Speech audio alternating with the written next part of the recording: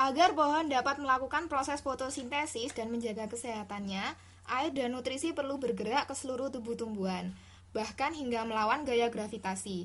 Bagaimana tumbuhan dapat mengatur pergerakan air dan nutrisi tanpa organ seperti jantung yang memompa darah? Seperti yang dapat kita lihat, air ditarik dari akar menuju daun melalui proses yang disebut transpirasi. Potensial air mengendalikan pergerakan air dari satu bagian tubuh tumbuhan ke bagian tubuh tumbuhan yang lain menggunakan osmosis, gaya gravitasi, dan tegangan permukaan air. Transpirasi dimulai di daun-daun. Susunan sel-sel dan struktur di daun memfasilitasi pergerakan gas dan air masuk dan keluar dari daun. Daun terdiri atas beberapa lapisan sel-sel khusus. Epidermis atas setebal satu lapis sel dan berfungsi sebagai pelindung sel-sel yang letaknya lebih dalam. Di bawah lapisan epidermis adalah lapisan jaringan mesofil. Sel-sel palisade pada lapisan mesofil adalah tempat berlangsungnya proses fotosintesis dan sekresi, juga penyimpanan makanan dan air. Lapisan mesofil sponsa berisi sel-sel yang tersusun renggang, di mana ruang antar sel membantu dalam pertukaran gas dan merupakan jalur menguapnya air dari daun-daun. Stomata yang merupakan pori mikroskopis yang dibentuk sel-sel penjaga pada epidermis bawah. Gas-gas masuk dan keluar daun melalui stomata. Uap air keluar melalui stomata daun. Proses ini dikenal sebagai transpirasi. Lapisan mesofil sponsa mengandung berkas pembuluh, terdiri dari xilem dan floem yang khusus mengangkut air dan nutrisi ke seluruh tubuh tumbuhan. Jaringan vaskuler memanjang dari daun menuju batang hingga akar. Air diangkut di xilem dari akar di mana potensial air tinggi menuju daun di mana potensial air lebih rendah. Susunan jaringan-jaringan, fungsi sel-sel, dan potensial air menentukan arah pergerakan air pada tubuh tumbuhan. Air yang keluar dari daun melalui stomata berupa uap air. Air yang hilang dari daun-daun digantikan oleh air yang masuk melalui akar dan dibawa naik melalui xilem dalam batang.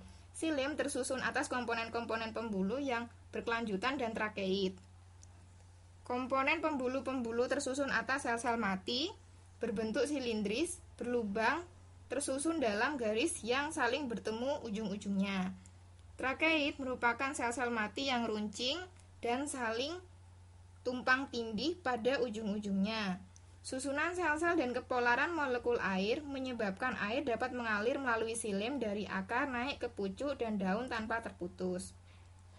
Adesi adalah gaya tarik-menarik antara molekul air dan permukaan, contohnya dinding xilem. Kohesi adalah ikatan hidrogen antara molekul-molekul air. Adesi dan kohesi menyebabkan air dapat bergerak melewati xilem dalam aliran yang berkelanjutan, dari akar naik ke batang untuk menggantikan air yang hilang dari stomata di daun-daun.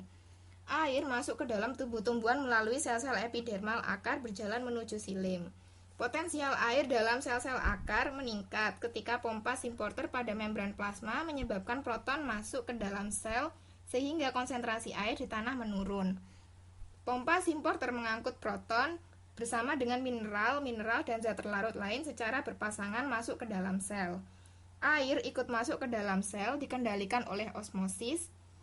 Adanya saluran aquaporin pada membran akan meningkatkan osmosis sehingga menyebabkan air dapat mengalir masuk dari tanah ke dalam akar. Jaringan vaskuler utama yang lain adalah floem. Floem mengangkut karbohidrat dan asam amino yang dihasilkan di daun-daun menuju sel-sel di akar dan batang di mana zat makanan tersebut digunakan dan disimpan. Konduksi dalam floem dilakukan melalui dua jenis sel memanjang, yaitu sel pembuluh tapis dan komponen pembuluh tapis. Kebanyakan tumbuhan berbiji mengandung komponen pembuluh. Kedua jenis sel memiliki lubang tersebar yang disebut papan tapis. Papan tapis tampak saling tumpang tindih pada bagian ujung sel-sel. Struktur ini membantu dalam pergerakan molekul karbohidrat, contohnya sukrosa yang dihasilkan di daun-daun dan dibawa dalam floem ke seluruh tubuh tumbuhan. Proses ini disebut translokasi. Peningkatan tekanan turgor dalam komponen pembuluh dikarenakan sukrosa dari sel di sekitar masuk ke dalam floem melalui transport aktif. Air kemudian masuk floem dari xilem melalui osmosis yang mengendalikan pengangkutan karbohidrat dalam floem. Pergerakan air dalam komponen pembuluh satu arah, sedangkan dalam komponen pembuluh tapis dapat dua arah. Potensial air adalah pengendali penting proses pengangkutan dalam xilem maupun floem, namun hanya dalam floem yang menggunakan transport aktif dan pasif. Jantung kita memompa darah ke seluruh tubuh untuk menyediakan nutrisi dan air untuk sel dalam tubuh kita. Tumbuhan berpembuluh dapat melakukan peran yang sama tanpa jantung, yaitu menggunakan transpirasi, potensial air, dan translokasi untuk memindahkan air, nutrisi, dan mineral ke seluruh sel dalam tubuh tumbuhan.